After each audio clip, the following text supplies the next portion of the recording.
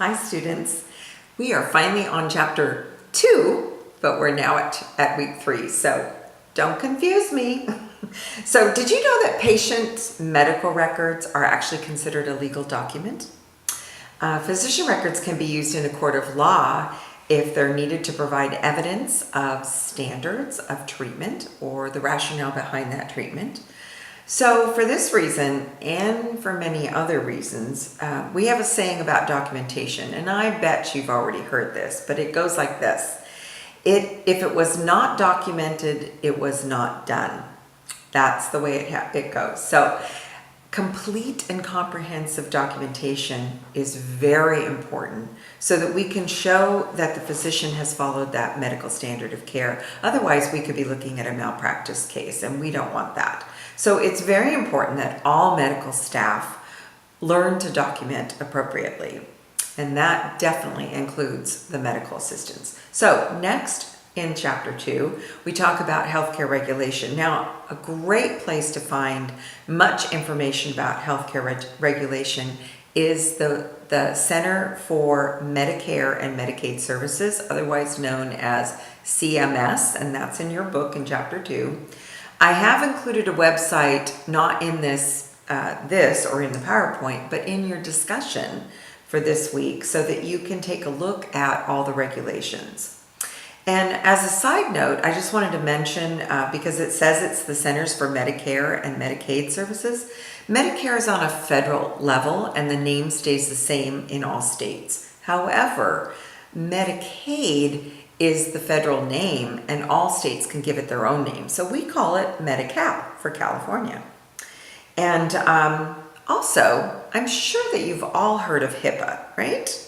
HIPAA's been around for a long time now, and I can still remember the very first time I had to go to the pharmacy, pick up a medication, and I had to sign the first HIPAA form. That was a long time ago. But I bet that most of you don't know that HIPAA is not just a privacy act. It's not just about keeping your records confidential. There's much more to it. So part of the other, sorry, I'm scrolling down. Part of the other pieces to this is that it was originally set up as the Health Insurance Portability Act. So that just meant that if I lost my job tomorrow, I would not be left without insurance. I would have an option to sign up for COBRA. Now this is COBRA spelled the same as the car, the fancy, let's see who makes that one. But anyway, COBRA. And I will talk about insurance in another class, actually, in great detail. So don't worry about that.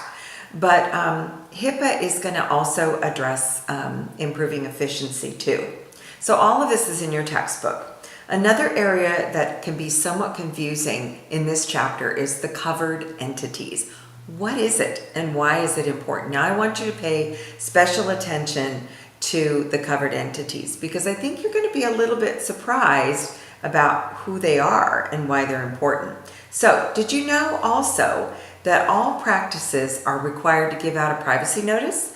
I'm sure that you've been handed many a time a privacy notice or gotten them in the mail from credit card companies.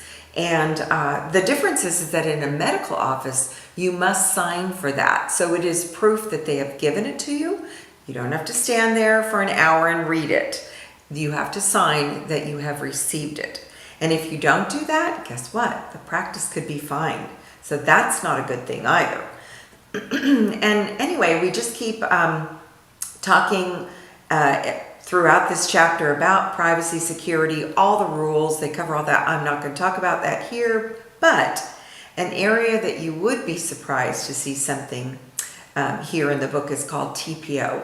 Now this is treatment, payment, and healthcare operations. So when a physician sees a patient, they have to be able to share their data in order to bill the insurance company or perhaps order labs, whatever it is that they need to do, or maybe the radiology department.